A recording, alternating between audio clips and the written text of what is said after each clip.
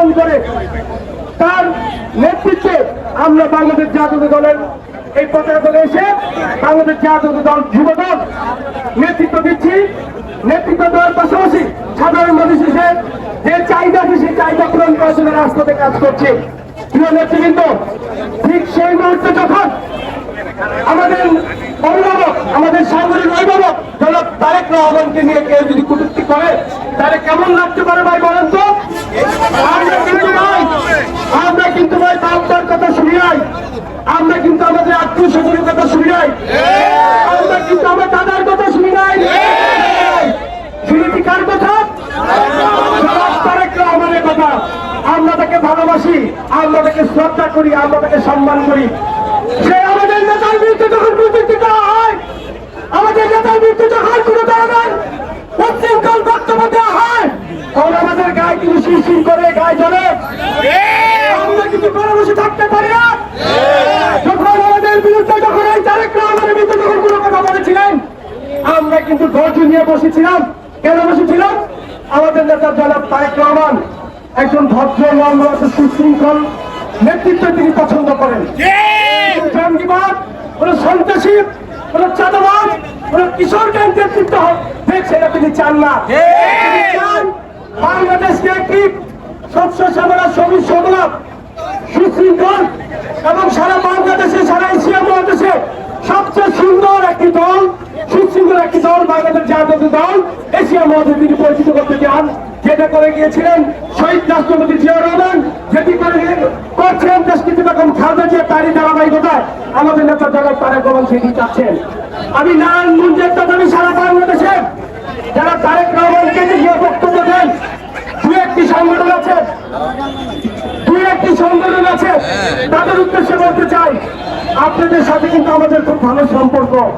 আমরা চাই সেই সম্পর্কটাকে ধরে রাখার জন্য। আমরা কিন্তু আপনাদের সাথে বৈরী সম্পর্ক রাখতে চাই না।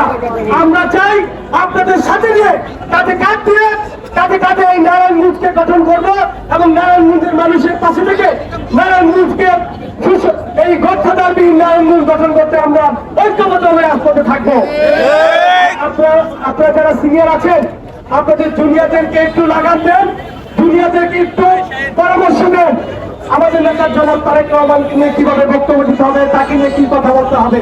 আর আমাদের নেতা তারেক রহমান যদি আমাদের নির্দেশ দিতেন, আমরা কিন্তু ঘরে বসে থাকতে পারতাম না।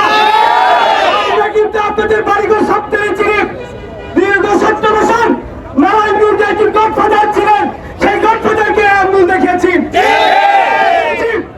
এখনই কিন্তু এই নারায়ণগঞ্জে যারা গডফাদার আছেন, আমাদের নাম শুনে ঠিকই ভয় পায়। হস্তধারী নয়, আমাদের আছে কলম, আমাদের আছে সাহস, আমাদের আছে শক্তি, মনোবল, আমাদের আছে বাংলাদেশ জাতীয় যুবদলের হাজার হাজার লক্ষ লক্ষ কর্মী। কিন্তু আমরা কথা বলে তাই সব আপনারা যারা তারেক রহমানকে নিয়ে বক্তব্য দেন, বক্তব্যে দুই হিসাব বিকাশ করে দিবেন। আর নয়তো আমাদের নেতা জনাব তারেক রহমান, আমরা বিশ্বাস করি তিনি জঙ্গিবাদ, সন্ত্রাসী কর্মকাণ্ডে বিশ্বাসী নয়। যদি কোনো কারণে আমাদের নির্দেশ আসে, তাহলে কিন্তু আপনারা কেউই কিন্তু ভালো থাকতে পারবেন না। যেমন করে স্বাভাবিকভাবে জীবনযাপন করছেন, আপনারা দেখবেন। ছোট্ট একটি উদাহরণ দেয়, আপনারা কিন্তু গোপালগঞ্জে গিয়েছিলেন, ইন্দুরের মতো গর্তে ঢুকে যায়, গর্তে ঢুকে সেনাবাহিনীর প্রটোকলে এখান থেকে আপনারা আসতে বাধ্য হয়েছেন। আর ভাই, আপনারা যদি জনাব তারেক রহমানকে নিয়ে কোনো চিন্তা করতেন, তাহলে কিন্তু সাধারণ মানুষ সহ বাংলাদেশ জাতীয় দল, বিএনপি, সকল শ্রেণীর নেতা কর্মী, সকল শ্রেণীর মানুষ আপনাদের পাশে এসে দাঁড়াবে।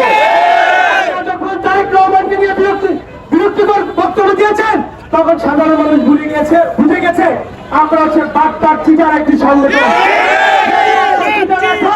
সকল স্তরে ডিসি অফিস, এসপি অফিস, সকল জায়গায় আপনাদের অবস্থান নিয়ে দখল করে রেখেছেন। আপনার ডিসি সাহেবদেরকে হুমকি দেন, এসপি সাহেবদেরকে হুমকি দেন, ওসি সাহেবদেরকে হুমকি দেন, ধমক দেন। আপনাদের এই সাহস কোথা থেকে আসলো? আরে ভাই, আপনাদের বয়স তো 17 থেকে 20 বছর, 22 বছরের বেশি হবে না। এই বয়সে এই বক্তব্য দেওয়ার সাহস আপনাদের কে দিয়েছে? কিন্তু সাধারণ মানুষ বোঝে এবং জাতীয় বোঝে। আপনাদের এই বক্তব্য দেওয়ার জন্য আওয়ামী লীগ উৎসাহিত করেছে, জানেন আপনাদেরকে সাহস দিয়েছে যে আমরা তোমাদের সাথে আছি, তোমরা বিএনপি তারেক রহমানের বিরুদ্ধে বক্তব্য দাও।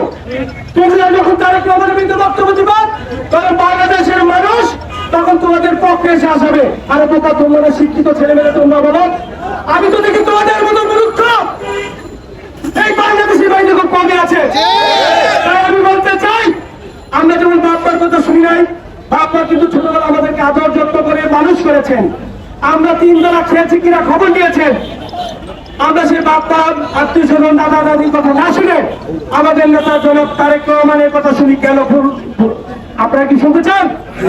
আমরা যখন ভুল হয়, আমাদের বাবা যখন অসুস্থ হয়, আমাদের ভাই যখন মৃত্যুবরণ করে, আমাদের কোনো প্রতিবেশী যখন হসপিটালে ভর্তি, এবং আমাদের কোনো নেতা কোনো সমস্যা করে কিনা, সমস্ত কোন সমস্যা আছে কিনা সেই খোঁজ খবর তিনি রাখেন।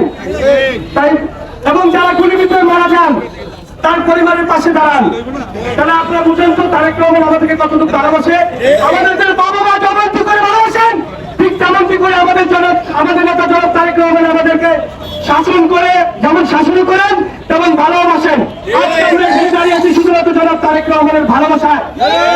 উনি যখন জীবন দিতে আমরা সাধারণ মানুষ সহ মাননীয় যারা যুবদল তাদের সারা বাংলাদেশের জাতীয় সকল শ্রেণী নিজের জীবন বাজি রাখার জন্য প্রস্তুত থাকে। এই দলটি হচ্ছে আমার একটি দল, এই দলটি হচ্ছে সাধারণ মানুষের দল।